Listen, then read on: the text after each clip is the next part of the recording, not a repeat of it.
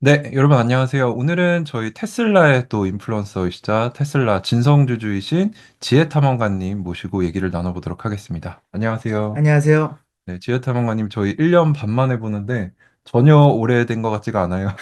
뭐 그동안 연락도 하기도 네. 했고, 근데 저는 1년 반이라는 거 네. 말씀하셔서 알았거든요. 음, 예, 그래서 정말, 진짜 시간이 빨리 지나가구나, 음.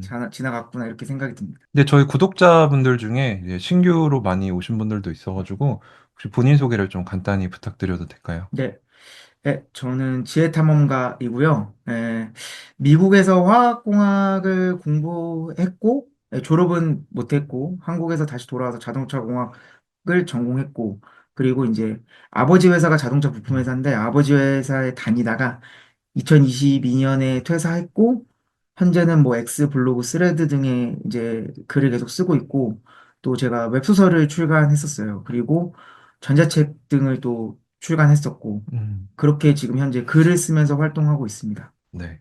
그리고 또 테슬라 요즘 굉장히 핫하죠. 주가가 많이 올라서 뭐 2024년 12월 중순에는 정고점도 돌파를 했었고 지금도 400불 조금 안 되는 걸로 아는데 주가가 왜 이렇게 올랐을까요? 이게 3년 만에 전고점 음, 돌파했거든요. 그러니까 사실 3년 동안 버텼죠. 장기 투자자들은. 근데 저도 3년 전에도 들고 있었고 지금도 네. 들고 있으니까 가을바람님도 마찬가지겠지만 단기적으로 주가가 막 오르고 내리는 거에 대해서 하나하나 이유를 다 따지지 않잖아요. 장기 음, 투자자들은.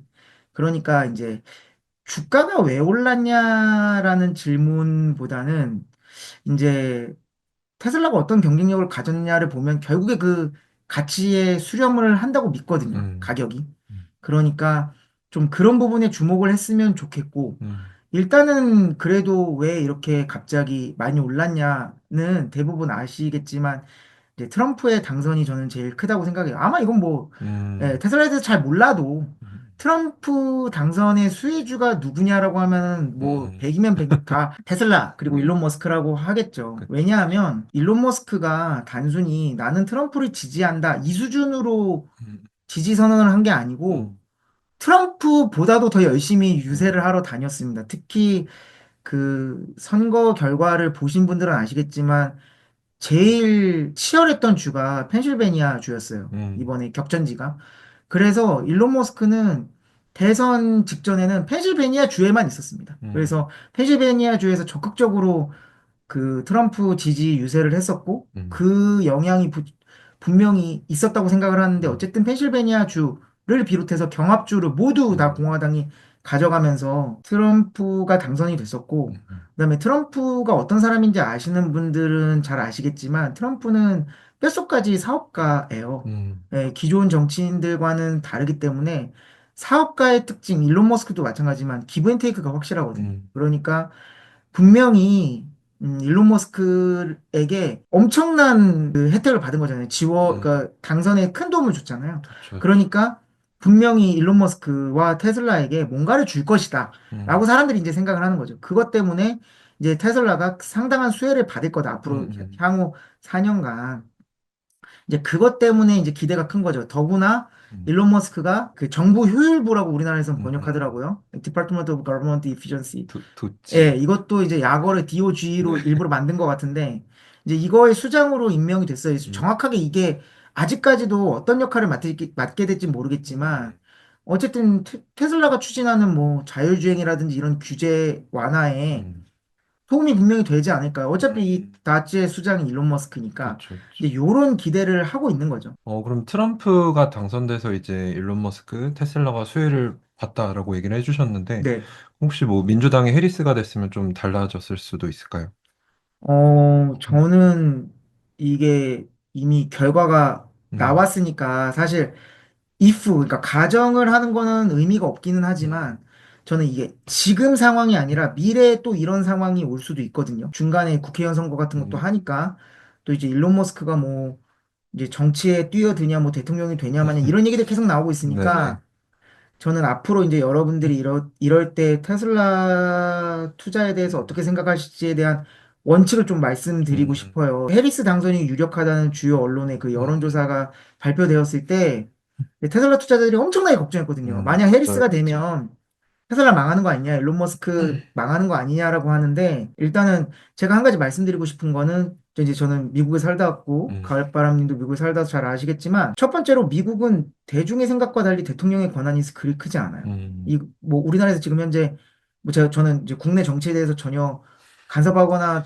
그런 거 아닙니다. 음, 아닌데, 어쨌든 지금 개헌 얘기가 계속 나오고 있잖아요. 음, 근데 개헌이 왜 얘기가 나오냐? 아, 우리나라 대통령 권한이 너무 뭐 크다. 제왕적 대통령이 제다. 음, 이렇게 해서 그 얘기가 나오는 거잖아요. 그 비교 대상이 미국 대통령이에요. 음, 그러니까 미국이란 나라가 초강대국이니까 미국 대통령의 권한이 세 보이는 거지. 그러니까 나라 대 나라로 그냥 1대1로 비교하면 미국 대통령의 권한이 그렇게 크지 않아요. 그러니까 음, 그걸 어떻게 할 수 있냐면 1기 트럼프 때 트럼프 대통령 공약 이행률이 엄청나게 낮았거든요. 음, 20 몇 퍼센트인가밖에 안 돼요. 그게 왜 그러냐면 2016년에 트럼프가 당선되었을 때는 공화당이 다수였어요. 음, 하원 다수였는데 안티 트럼프가 많았어요. 공화당 안에서. 음, 그러니까 공화당 안에서도 트럼프를 지지를 안 하던 사람들이 많아서 삐걱삐걱 됐고 음, 그다음에 이제 2018년에 중간 선거를 했죠. 하원 중간 선거를 했는데 그때는 이제 민주당이 다수당이 됐어요. 음, 그러다 보니까 또 이제는 뭐 법안 내면 민주당이 계속 태클 걸어서 법안이 진행이 안 됐기 때문에 트럼프 공약 이행률이 낮았는데 음, 누가 대통령이 되냐가 그렇게 중요하지가 않아요. 음, 그리고 테슬라가 기가 상하이를 언제 지었냐? 2018년 12월부터 지었거든요. 음, 그러면 2018년에 기가 상하이 건설에 대한 얘기가 됐다는 뜻이에요. 음, 근데 2018년이 언제냐 하면 트럼프 1기 그것도 미중 무역 갈등이 최고조에 달았을 때예요. 음, 근데 어떻게 만약에 이런 논리면 그러니까 해리스가 돼서 일론 머스크 테슬라가 안 좋아질 거다라는 전제면 어떻게 미중 무역 갈등이 최고조에 달했을 음, 때 트럼프 1기 때 어떻게 테슬라가 중국에 그렇게 큰 공장을 지을 수 있겠어요? 심지어 공장을 짓는 것도 원래 중국은요 해외 자본이 자동차 공장을 지으려고 그러면 반드시 중국 현지 회사와 50대 50 지분 나눠서 음, 조인트 벤처를 세워야 돼요. 음, 그래서 현대 자동차 이름도 북경현대, 기아 음, 자동차 이름도 둥펑 기아인 거예요. 그게 음, 둥펑, 북경 그 자동차 회사랑 합작을 해서 들어올 수밖에 없었거든요. 음, 그런데 테슬라 어떻게 했죠? 테슬라가 최초로 기가 상황해질 때 100% 지분 중국 정부에서 다 인정해준 최초의 자동차 기업이에요. 오, 이거 완전 특혜를 받은 거거든요. 네네. 사실상. 그러니까 반대로 생각하면 해리스가 당선이 된다고 해도 음, 일론 머스크랑 테슬라에 대해서 약간의 속도 차이는 음, 있고 몇몇 부분에서 견제나 규제를 받을 수는 있겠지만 대세에 큰 지장은 없다. 그리고 음, 미국은 아셔야 되는 게 민주당이든 공화당이든 무조건 자국 우선주의예요. 예, 자국의 이익이 된다고 하면 정치적 성향을 따지지 않고 밀어줍니다. 예를 들어서 해리스가 됐어요. 음, 근데 테슬라 기가 상하이 중국 정부가 막 기가 상하이 통제하고 막 음, 공장 못 돌리게 하고 이러면은 해리스 일론 머스크가 트럼프를 지지했다는 이유로 해리스가 그걸 가만둘 거라고 생각하세요? 저는 그렇게 생각하지 않아요. 음, 이 미국의 역사를 보면 민주당이든 공화당이든 국익에 심각하게 침해되는 거에 대해서는 여야가 없었어요. 음, 미국의 역사에서는. 왜 그게 가능하냐? 미국이 초강대국이기 때문에 가능해요. 음, 우리나라 같이 이제 힘이 부족한 나라 같은 경우에는 어디 눈치를 봐야 되고 국익보다는 균형 외교를 더 중요해야 될 수도 있지만 미국은 그럴 필요가 없거든요. 그냥 음, 자국의 이익이 되는 쪽으로 결정을 하면 돼요. 왜냐하면 다른 나라들이 태클을 못 걸거든요. 지금 음, 중국마저도 사실상 태클을 못 걸고 있잖아요. 뭐 음, 미국을 이기겠다고 말은 하지만 지금 또 휘청휘청 하고 있잖아요. 그러니까 그런 부분에 대해서 걱정하실 필요가 없고 미국 정치에 대해서 그다음에 이제 두 번째가 일론 머스크의 협상력. 음, 그러니까 해리스가 되면 뭐 겉으로는 나를 세우겠지만 음, 그렇다고 해서 일론 머스크가 과연 전 재산이 다 걸려있는 테슬라에 불리한 결정을 할 것인가? 음, 그러지 않을 거거든요. 그 전기차 보조금 같은 게 없는 게 테슬라한테 사실 더 좋아요. 테슬라도 손해지만 다른 회사들은 더 크게 손해보니까. 음, 하지만 뭐 예를 들어서 민주당이 됐다 그러면 또 보조금 같은 게 유지가 될 거니까 그건 또 그거대로 테슬라한테 좋거든요. 음, 예. 그러니까 전기차 산업으로 봤을 때는 경쟁력이 없는 회사들이 근근히 버텨나가니까 이제 자유시장 경제 체제로 보면 좋지 않지만 음.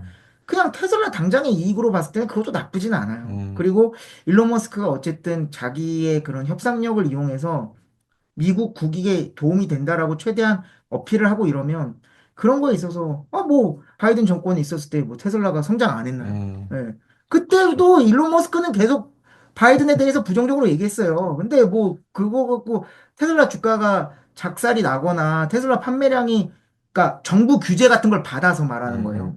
그 세계 경제의 시황 이런 게 아니라 음, 별 문제 없었거든요. 그렇죠, 그러니까 그렇죠. 그런 거에 대해서 그렇게 심각하게 생각하실 필요 없다. 앞으로도 그 테슬라라는 가치가 뛰어나면 어떤 정권이 들어서든 그거에 대해서 심각하게 막뭐 회사를 공중분해한다든지 말 안 듣는다고 절대 미국은 그런 나라가 아니기 때문에 음. 걱정하지 않으셔도 돼요. 그래서 제가 지탐님을 굉장히 좋아하는 이유 중에 하나가 공학도적인 지식도 있으신데 이 주식이나 기업을 인문학적으로 잘 이해하시는 거를 제가 굉장히 리스펙하고 좋아하는 분인데 또 이거를 안 여쭤볼 순 없거든요.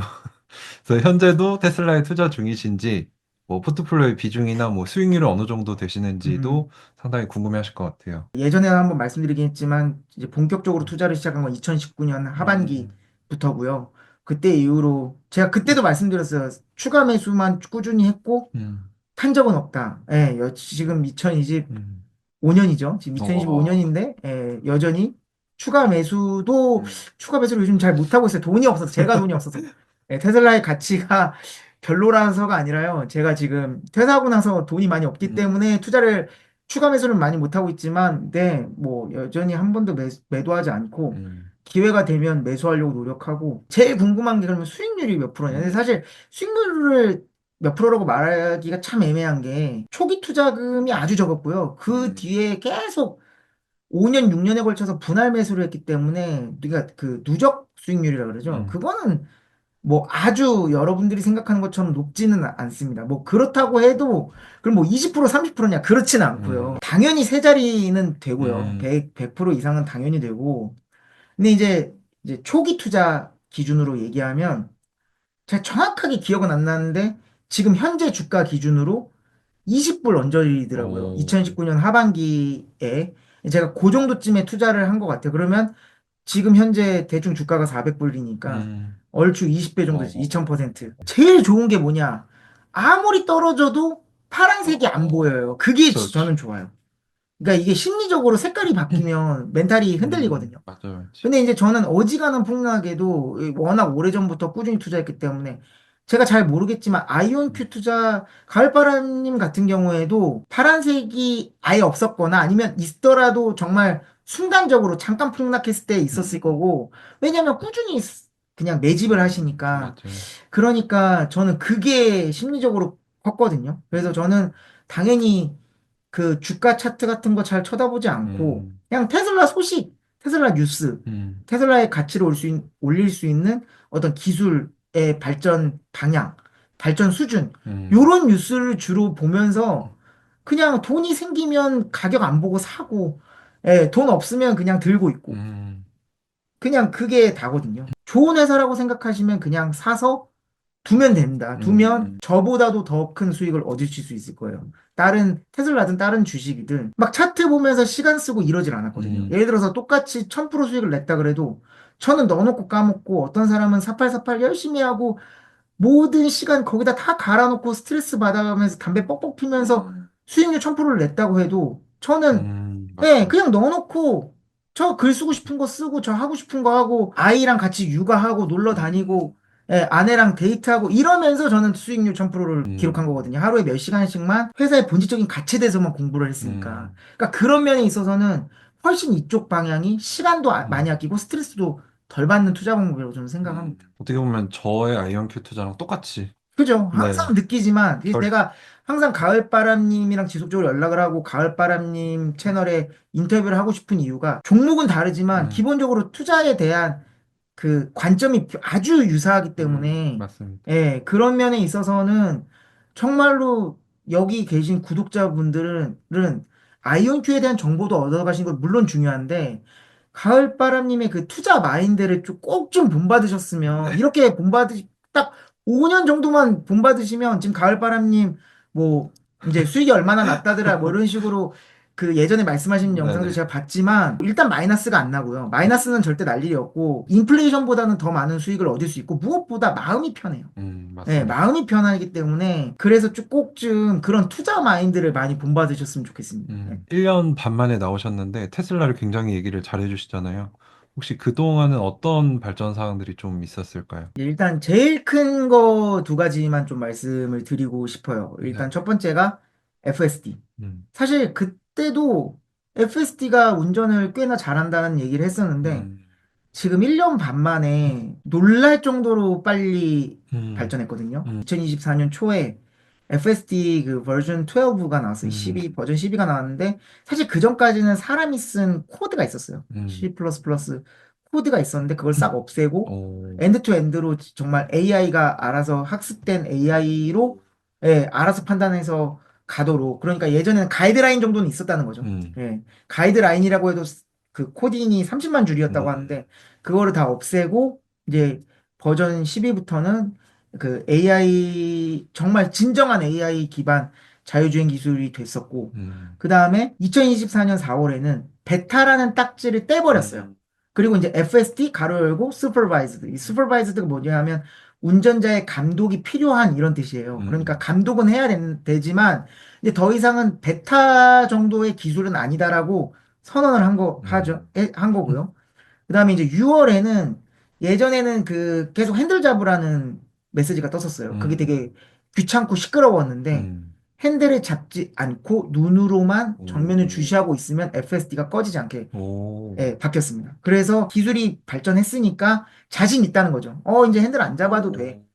눈으로만 잘 보고 있으면 우리가 알아서 운전할 수 있어. 이 정도 기술이 돼. 이렇게 됐고 이제 12월에 저번 달이죠. 12월에 이제 V13이 나왔어요. 근데 음, V13이 정말 획기적이라고 느낀 게 이제 V12까지는 자율주행이 된다 하지만 사실 엔드 투 엔드는 아니었어요. 이 엔드 투 엔드가 무슨 뜻이냐? 출발지 주차장에서부터 출발해. 그 차 빼는 것부터 네네. 그 주차장 나오는 거. 그 다음에 목적지 주차장 들어가서 주차 공간 찾아서 알아서 주차하는 것까지. 음, 그러니까 완벽한 자율주행이 아니었어요. 음, 사실 완벽한 자율주행이 아니면 고속도로는 이런 데서 쓸 수 있지만 예를 들면 핸들을 아예 없앨 수는 없죠. 예, 그렇죠. 완전한 자율주행이 아니면 거기다가 예를 들면 뭐 시각장애인 분들이 쓸 수는 없죠. 음, 주차 같은 건 알아서 해야 되니까. 음, 그러니까 이제 엔드투엔드 완벽한 자율주행을 그 해야지 의미가 있는 건데 그거를 이제 실현을 한 거죠. 물론 슈퍼바이즈드 버전이지만 그래서 이걸 이제 P2P라 그래요. 파크 투 파크라 그래서 음, 주차부터 주차까지 그렇게 오, 해서 그 버전이 나왔고 또 우리나라에서도 이제 벌써 시작되긴 했는데 그 ASS라고 해서 음, 자동으로 이렇게 주차를 해주고 그 다음에 내가 있는 곳으로 차를 빼주는 음, 예, 그러니까 완전 발렛 파킹이죠. 자동 발렛 파킹 요 것도 이제 이번에 들어갔는데 그거는 또 우리나라에서도 지금 현재 음, 업데이트가 돼서 사람들이 많이 쓰고 있는데, 어, 이처럼 이제 1년 반 동안 기술 자체도 엄청나게 발전을 했고, 그 다음에 이제 운전 실력도 이제 동영상 많이 있거든요. 그 음, 유튜브 검색해 보시면 그냥 FSD만 올리는, FSD 버전 올라가면은 테스트 해보는 그런 영상만 올리는 유튜버들 많아요. 그런 거 보시면 그분들의 일관된 평가가 어지간한 운전자보다 운전 오, 잘한다. 거의 대부분의 상황에서. 음, 정말로 완전한 자율주행이 음, 가까워졌다라고 지금 평가를 하고 있어요. 그래서 뭐 일론 머스크도 지금 사이버캡 음, 발표했었잖아요. 2024년 10월에. 네네. 사이버캡 보시면 아시겠지만 아무것도 없잖아요. 음, 핸들도 없고 리어뷰 미러 우리가 백미러라고 하는 그것도 없고 사이드 미러도 없고 음, 패널도 없고 아무것도 없어요. 음, 그러니까 정말로 엔드 투 엔드 완벽하게 사람이 비상시에라도 조작할 필요 없을 정도로 완벽한 자율주행이 가능하다고 확신하는 거죠. 음, 그러니까 이제 그런 시제품을 내놓은 건데, 어쨌든 제가 생각한 것보다도 음, FSD의 발전이 상당히 지금 빠르다. 그래서 그러네요. 정말로 이제 언제 되냐의 문제지. 음, 네. 자율주행 시대는 저는 올 거라고 확신을 하고요. 그 다음에 이제 두 번째가 옵티머스. 음, 네, 휴머노이드 로봇. 옵티머스가 현재로는 뭐 세대 구분이라는 게 참 애매하긴 한데, 음, 아직까지는 이제 상용화가 되진 않았으니까. 근데 음, 이제 옵티머스를 보통 지금 현재까지 나온 걸 2세대로 이야기를 해요. 음, 근데 이제 2세대 제품이 뭘 보여줬냐면, 옵티머스가 날계란을 짚는 모습을 보여줘. 날계란 이렇게 어, 네네. 깨지지 않게. 이게 뭐, 그게 뭐 대단한 거냐 그러는데, 제가 알기로는 아직까지 휴머노이드 로봇을 만든다는 회사들 중에서 날계란을 깨지지 않고 옮기는 걸 보여준 휴머노이드 로봇은 제가 알기로 없어요. 음, 제가 모든 휴머노이드 로봇을 다 보진 않았지만 그 유명하다는 휴머노이드 로봇들 많이 보면은 딱딱하고 큰 거. 음, 그러니까 뭐 자동차 부품 이런 거 있죠. 자동차 음, 부품도 큰 판으로 된 거, 음, 철판으로 된 거. 그 정도만 이제 그 들어서 옮기는 거를 시연했지. 그 정말 미세하게 힘 조절을 해야 되잖아요. 음, 이제 그런 거를 실제로 보여주는 영상을 보여준 회사는 아직까지는 음, 없고요. 그 이제 대표적으로 얘기하는 게 이제 현대 자동차 음, 그룹이 인수한 보스턴 다이내믹스인데 보스턴 다이내믹스는 손가락 자체가 아직까지도 세 개입니다. 지금 어, 2014년에 나온 신형 아틀라스도 그 전에 나온 그 구형 아틀라스는 이제 유압식이어서 등치가 엄청나게 컸는데 막 어, 백덤블링 했던. 근데 그거 같은 경우에는 개발 시작하고 몇 년 동안 아예 손이 없었어요. 손가락이 음, 없었어요.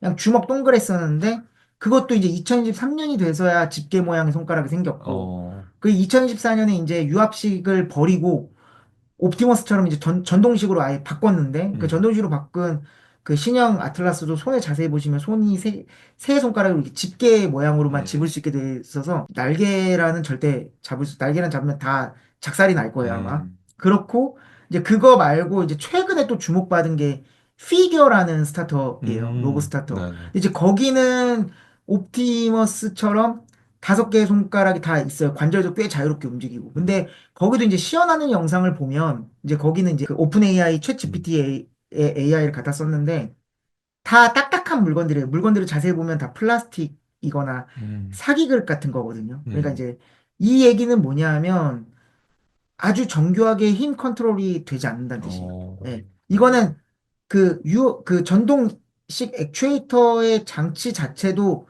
미세한 조절이 가능해야 되겠지만 AI가 아주 중요하거든요. 이걸 딱 음, 집었을 때, 이거를 순간적으로 1초에 수십 번, 수백 번씩 연산하면서 힘을 자연스럽게 조절해야 되거든요.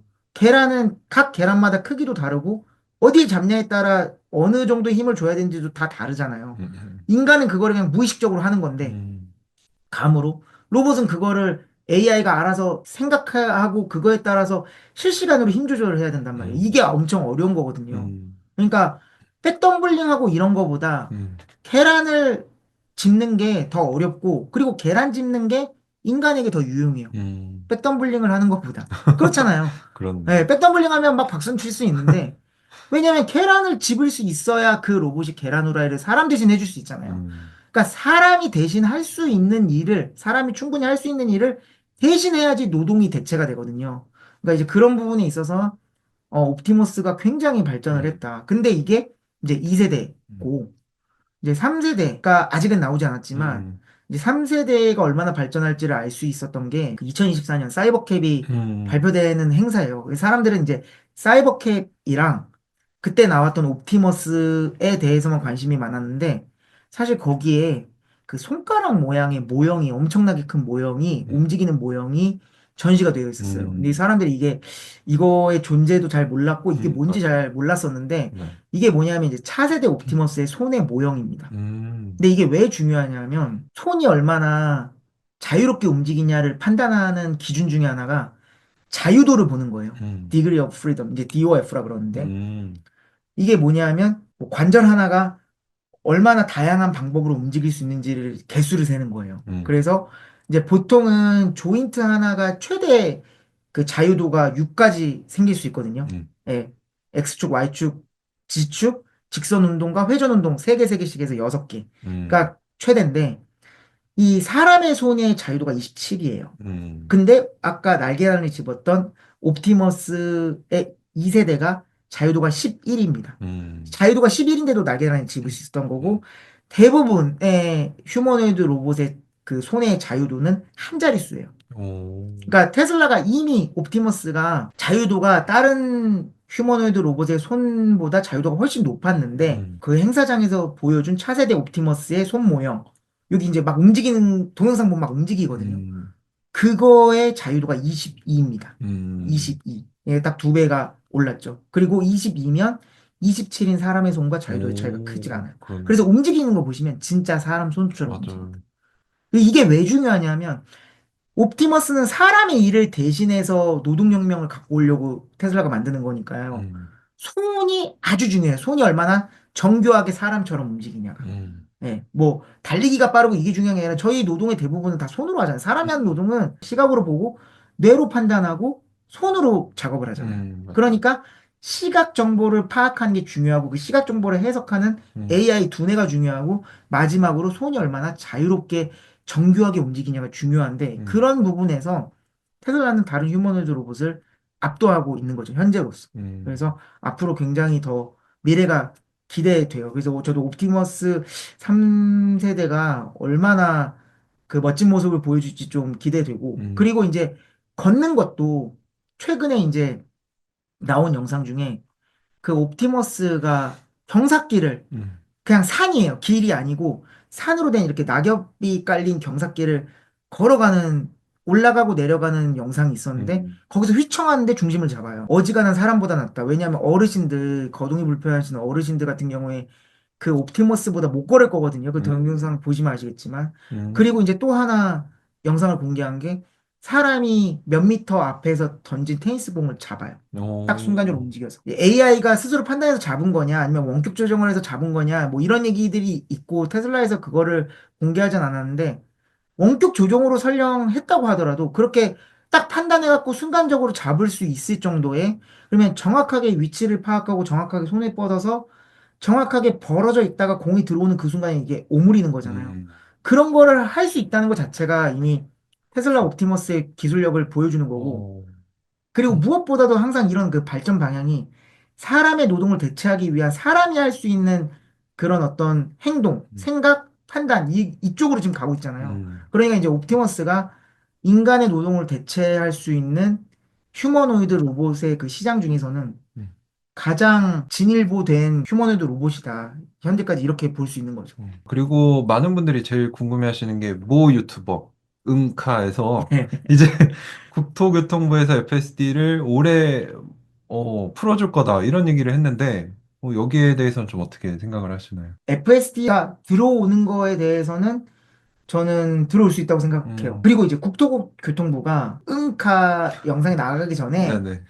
이제 FSD가 미국에서 워낙 성능이 좋으니까 음, 우리나라 이제 테슬라 투자자들이나 테슬라 오너들이 계속 국토교통부에다가 물어봤거든요. 음, 너희 FSD 또 막는 거 아니야? 또 규제로 쌓는 거 아니야? 막는 거 아니냐? 뭐 애플페이도 막고 뭐 구글 맵도 막고 우리나라 안 되는 거 많잖아요. 음, 근데 이제 국토교통부에서 뭐라고 답변을 했냐면 FSD 막을 생각 없다. 원칙적으로 막을 어, 생각 없다라고 이미 예전에 답변을 한 게 있습니다. 근데 한 게 네네. 있는데 저는 어떻게 생각하냐면 음, 솔직히 음, FSD 자체를 막지는 않겠지만 또 뭔가가 여러 가지 이유를 들어서 상당 부분 기능을 제한할 수도 있을 것 같아요. 음, 이거에 대한 증거가 몇 개 있는데, 음, 왜냐면 어쩔 수 없이 우리나라는 이제, 제가 이제 얼굴을 가리는 주요 이유죠. 예. 음, 현대자동차 그룹이 사실상 자동차 산업을 다 지배하고 있기 때문에 음, 상상을 초월합니다. 일단 뭐 판매량이 80%고, 음, 현대자동차 그룹에 속해 있는, 그러니까 거기에 직간접적으로 영향을 받고 있는 협력 업체들이 수만 개 정도 돼요. 음, 우리나라에만. 예. 수만 개. 예. 왜냐하면 현대자동차 그룹에 납품하는 직접적으로 납품하는 업체를 1차 협력 업체, 음, 1차 협력 업체에 납품하는 업체를 2차 협력 업체 이렇게 얘기하고 저희 아버지 회사가 2차 협력 업체인데 음, 그게 한 4차 정도까지 있거든요. 어, 그러니까 이게 그냥 말도 안 되는 거미줄처럼 연결돼 있어요. 음, 그래서 여기에 걸려 있는 인원이 어마무시하기 때문에 그렇죠. 사람들이 우리나라를 삼성공화국, 요즘에 그런 말 잘 안 쓰지만 음, 삼성공화국이라고 하잖아요. 근데 고용 효과로만 보잖아요. 그러면 음, 영향력을 더 많이 미치는 건 삼성이 아니라 현대자동차 그룹이에요. 음, 매출은 현대자동차 그룹이 떨어지지만, 음, 예, 그러니까 저는 그런 영향력으로만 따지면, 특히 정치적인 영향력, 이런 것만 따지면, 저는 삼성공화국이 아니라 현대공화국이라고 봐도 돼요. 음, 현대자동차 공화국이라고. 현대자동차가 불리해질 수도 있는 FSD를 음, 현대자동차는 아직 자율주행 기술을 제대로 개발을 못했는데 그거를 전면적으로 도입을 하게 해서 그러면 이제 어떻게 되겠어요? 자율주행의 표준이 테슬라가 돼버린 거죠, 우리나라에서. 그렇죠. 그리고 정책 기반이 다 테슬라에 맞춰지는 거거든요. 음, 이걸 과연 그 국토교통부나 현대자동차 그룹이 그냥 둘 거냐? 음, 그거는 저는 쉽지. 그래서 이제 여러 가지 방법으로 뭔가 살짝의 규제 같은 거를 걸어서 FSD의 전면적인 도입, 그러니까 미국이랑 똑같이 도입할 수 있게 음, 누구나 미국은 FSD를 쓸 수 있거든요. 구매만 하면. 그렇게는 하기는 어렵지 않을까. 음, 요건 제 조심스러운 예측이지만 우리나라 구조상 음, 예. 이게 뭐 현대자동차 그룹이 뭐 뇌물 주는 거냐 이러는데 뇌물 줄 필요가 없어요. 예. 음, 지금 국토교통부 그 산하에 그 관련자들이 다 현대 기아차 출신들이 되게 많고 어쨌든 뭔가 차를 테스트하고 차를 평가하려면 기준이 있어야 되는데 기준이 현대 기아차일 수밖에 없어요. 음, 우리나라에서 팔린 차 대부분이 현대 기아차이기 때문에 그러니까 그거를 무슨 뭐 뇌물을 주고받고 이렇게 생각할 필요도 없습니다.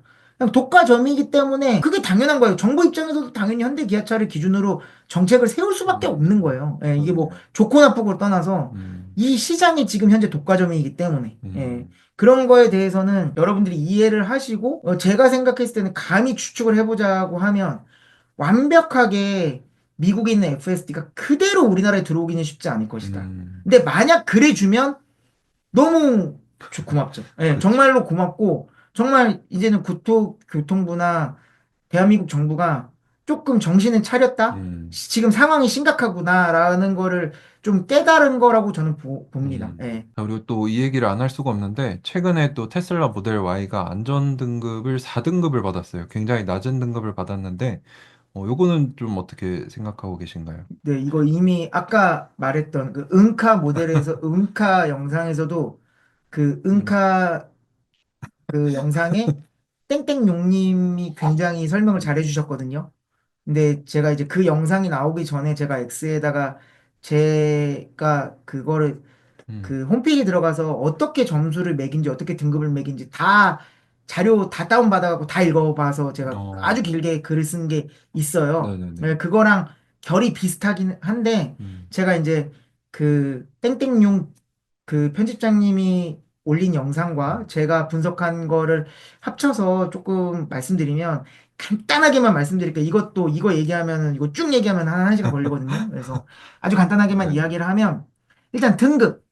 이 등급이 아주 골 때립니다. 왜냐하면, 음, 자, 이게 100점 만점이에요. 100점 음, 만점인데, 자, 현대 캐스퍼 일렉트릭이 78.244점을 받았어요. 근데 3등급을 받았어요. 어, 근데 모델 Y가 84.075점을 받았습니다. 음, 근데 4등급이에요. 이상하네요. 그죠? 음, 초점이 높은데 등급이 낮아요. 왜 음. 그러냐 하면, 이게 무슨 꽈락 같은 거라고 보시면 돼요. 그러니까, 어, 제일 낮은 등급을 전체 등급으로 아, 올립니다. 네네네. 이게 KNCAP이 그래요. 음, KNCAP이 그러니까 이게 왜 이런 방법을 쓰냐라고 하면 이렇게 안 하면 특정 부분만 몰빵해서 점수를 올려버리고 네네네. 다른 부분에 대해서는 신경을 안 쓸 거라는 거죠. 어, 그러니까 음, 골고루 줘야 되지 않냐. 충돌 안전성이 60점, 음, 외부 통행자 안전성이 20점, 음, 사고 예방 안전성이 20점인데 음, 예를 들어서 80점만 받으면 뭐 예를 들어서 그 등급을 높게 받을 수 있다 그러면은 음, 뭐 사고 예방 안전성 신경 안 쓰고 나머지 두 항목에서 몰빵하면 80점 나오거든요. 음, 그러니까 이제 그런 식으로 차량을 개발하지 말아라. 이제 음, 요게 이제 KNCAP의 의도예요. 그러니까 뭐 저는 그 의도 자체가 나쁘다고는 생각은 안 해요. 음. 그러면 이제 디테일하게 따져보자는 거죠. 뭐 어디서 KNCAP이 뭐죠? 아, 어, KNCAP이 참고로 한국교통안전공단 아시죠? 음, 한국교통안전공단 산하에 자동차 안전연구원이 있습니다. 저도 음, 여기 이게 막 테스트 트랙이 엄청나게 많아요. 음, 그리고 이제 여기 보면은 그 자동차 유튜버 한 분이 여기서 테스트를 해요. 늘 신차 아, 테스트를. 어, 예. 오땡뷰에 저도 네네네. 자주 보는데 거기서 음, 테스트를 하시는데 이제 거기서 그 자동차 안전연구원에서 한국 자동차 안전 평가를 합니다. 그 평가 이름이 KNCAP이에요. 근데 음, 이 이름도 뭐, 이게 이름이 새로운 이름이 아니고, 그, EU가 평가하는 게 유로 엔캡이거든요. 거기서 이제 엔캡 음, 갖고 오고, 이제 K K만, 코리아 붙여서 어, 그렇게 하고, 그래서 이제, 그래서 이거를 K 엔캡이라고 합니다. 그냥 한국 자동차 안전평가를 그냥 K 엔캡이라고 보통 이렇게 말을 해요. 음, 자, 그래서 이제 4등급이 나왔는데, 그러면 왜 4등급이 나왔는지 좀 한번 살펴봐야 음, 되잖아요. 일단은 모델 Y가 충동 안정성에서 60점 만점에 57.631점, 음, 1등급 나왔고요. 외부 통행자 안전성에서 20점 만점에 16.544점 음, 받았는데 이것도 1등급이에요. 음, 근데 사고 예방 안전성이 20점 만점에 9.9점을 받았어요. 오, 반토막도 못 받았죠. 그래서 네네네. 이게 4등급이 나왔습니다. 오, 별이 두 개에 4등급이 나왔어요. 이게 세부 항목을 보면요. 차로 유지 지원 장치가 음, 4점, 후측방 접근 충돌 방지 장치가 2점, 음, 지능형 최고 속도 제한 장치 안정성이 2점이에요. 음, 그럼 이게 몇 점이죠? 4 더하기 2 더하기 2 하면 8점이잖아요. 네네. 이 세 개 항목에서 빵점을 받았습니다. 1, 8점인데 어떻게 빵점이? 아니, 이 세 아, 가지 8점 항목에서 빵점. 이 세 가지 항목이 8점이잖아요. 20점, 아, 20점 중에 8점 세 가지 항목이 네네. 거기서 그냥 빵점을 받아버렸어요. 어, 그러니까 높은 점수가 나올 수가 없는 거예요. 어, 세 가지 항목에서 빵점을 그쵸, 받아버렸으니까. 그쵸. 지금 여기에 7개 항목이 있거든요. 음, 근데 세 개 항목에서 아예 0.1점도 못 받았습니다. 이게 막 소수점으로 점수를 주는데. 음, 그런데 저희가 이제 테슬라 운전해 보신 분들은 아시겠지만, 아니, 테슬라가 차로 유지 지원 장치가 안 돼? 음, 후측방 적금 충돌 방지 장치가 없어? 음, 최고속도 제한 장치가 없어? 음, 어떻게 이게 빵점이야? 여기서부터가 이제 벌써 이게 뭐야가 되는 거죠. 음, 테슬라 운전해 보신 분들은 다 아시겠지만. 자, 차로 유지 지원 장치의 경우에 이제 거기를 살펴보면 그 평가 항목, 평가 기준이 있어요. 평가 방법을 이렇게 써둔 음, 그 공문이 있어요. KNCAP은 시속 65km에서 평가해요. 이게 속도가 고정돼 있습니다. 음, 그런데 테슬라 오토파일럿은 시속 65km로 세팅을 해도 코너를 돌거나 이러면 속도가 알아서 줄어요. 시속 음, 65km로 코너를 돌면 위험하다고 판단을 그쵸, 하면. 그쵸. 그러니까 KNCAP은 야 이거 시속 65km 유지가 안 되네. 야 오토파일럿 이거 키고 테스트 할 수가 없네. 오토파일럿 꺼. 라고 해서 어, 0점을 받은 거예요. 아, 없는 기능으로 취급을 예, 해버리는 거네. 이걸 이거 테스트를 할 좀 때. 말이 안 되는데. 그러니까 개 억진 거죠. 예, 제가 이런 말 하면 좀 그렇지만 네네. 말도 안 되는 개 억진 거죠. 오히려 오토파일럿이 더 안전하게 세팅되어 있는 거잖아요. 그럴, 더 진보된 음, 기술이잖아요. 또 지능형 최고 속도 제한 장치 이게 뭐냐면 표지판을 얘가 읽고 표지판이 시속 30km 어린이 보호구역 가면 시속 30km 떠 있잖아요. 그러면 자동으로 그 최고 속도 제한을 30km로 자기가 내려서 속도를 줄이는 장치를 말하는 거예요. 음, 그러니까 표지판 인식이 되는 게 중요해요. 음, 자, 근데 우리나라에 들어온 테슬라, FSD가 완전히 풀리지 음, 않았잖아요. 그러니까 미국에 있는 테슬라, FSD가 되는 테슬라는 이게 다 됩니다. 지능형 음, 최고속도 제한 장치가 다 돼요.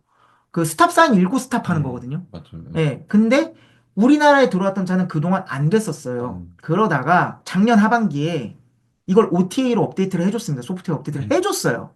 근데 자, KNCAP에서 뭐라 그랬냐면 우리가 차를 사는 시점에서는 그 업데이트가 안 돼 있었어. 음, 그래서 우리는 우리가 차 산 시점에 그 차로 테스트를 했었고 지능형 최고속도 제한 장치가 없던데 그래서 빵점. 근데 그거 차를 미리 사놨다고 하더라도 자동차 안전연구원에서 그거 업데이트하면 되잖아요. 인터넷 음, 연결해서.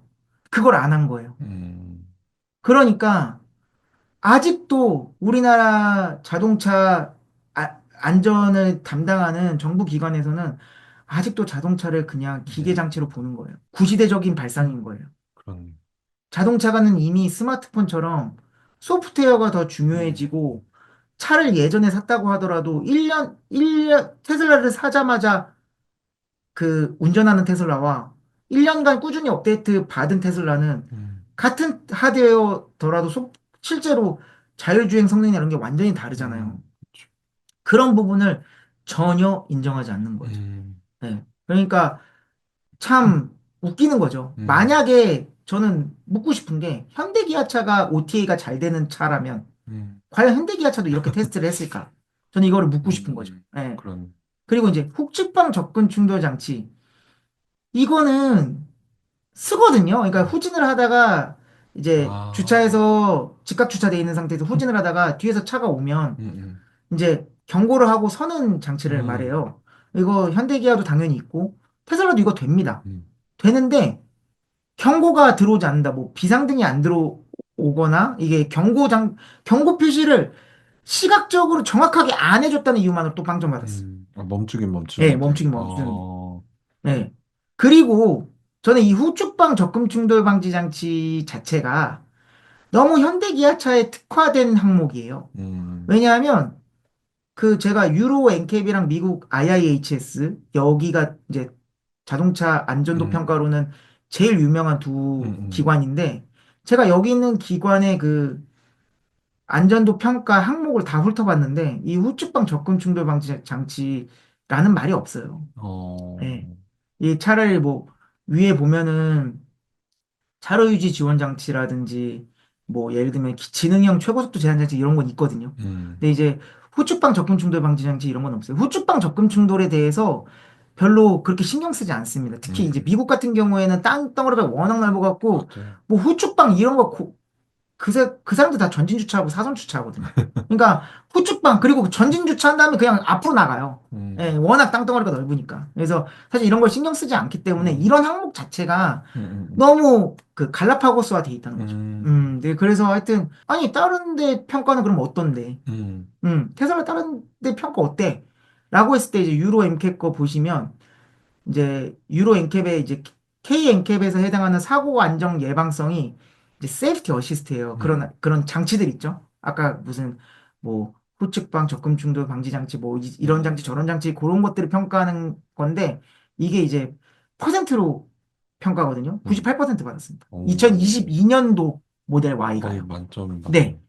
거의 만점 받았죠. 이게 제가 알기로는 그 당시 평가했던 항목 중에서 제일 높고 이게 음, 아직 이제 모델 체인지가 안 됐기 때문에 유로 엔캡 가면 2022년도 모델 Y로 나오는데 음, 그러면은 유로 엔캡은 호구냐? 음, 과연 유로 엔캡이 호구여서 세이프티 어시스트를 98%를 줬냐? 음, 이거는 좀 저희가 좀 생각을 해봐야 되는 거죠. 음, 솔직하게 오픈을 하고 경쟁사 외국 회사라도 높은 평가를 객관적으로 딱 음, 정말 안전한 차들하고 줘야 현대기아차가 긴장을 하고 더 좋은 차를 만들잖아요. 이러면서 그쵸. 경쟁을 통해서 발전을 해나가야 되는 건데 진짜 너무 안타깝죠. 이게 딱 그 팔이 안으로 굽은 평가 방식이라는 거를 음, 정말 음, 조금이라도 자동차에 대해서 아는 음, 사람이라면 음, 이거는 정말 평가 자체가 어, 너무 억지다, 라고 볼 음. 수 있습니다. 네, 여러분 1부 어떻게 좀 재밌게 보셨나요? 지혜탐험가님 인터뷰 이제 2부에서 계속될 예정이고요. 테슬라에 대한 이 남다른 깊은 통찰력을 제공을 해주실 거니까 2부까지도 꼭 시청을 부탁드립니다. 그리고 지혜탐험가님이 신간을 내셨어요. 그래서 여기 있는 왜 테슬라인가? 라는 책을 이제 전자책으로 나왔던 책인데 요거를 보강을 하시고 업데이트를 하셔서 종이책으로 나왔습니다. 그래서 제가 지혜탐험가님을 초청해서 진행을 했고요. 또 감사하게도 지혜탐험가님께서 저희 채널 구독자분들한테 총 5분을 선정해서 책을 보내주신다고 해요. 그래서 책 나눔 이벤트를 진행을 하신다고 하는데 여러분들께서 댓글에 이 책을 읽고 싶다, 또 읽고 싶으신 이유를 남겨주시면 저희가 선별을 해서 총 5분께 제 이메일 주소를 댓글로 남겨드릴 테니까 거기로 이제 이름, 연락처, 주소 보내주시면은 저희가 총 5분께 신간 나눔 이벤트 진행하도록 하겠습니다. 2부 꼭 봐주시고 지혜탐험가님의 신간 왜 테슬라인가? 저도 읽어봤는데 굉장히 테슬라 투자에 큰 도움이 되고 테슬라가 어떤 기업인지 이해할 수 있었습니다. 그래서 여러분들도 많이 구매하셔서 읽어보시면 테슬라 투자에 큰 도움이 되시리라고 생각합니다. 네, 그럼 여러분들 2부에서 뵙도록 하겠습니다. 감사합니다.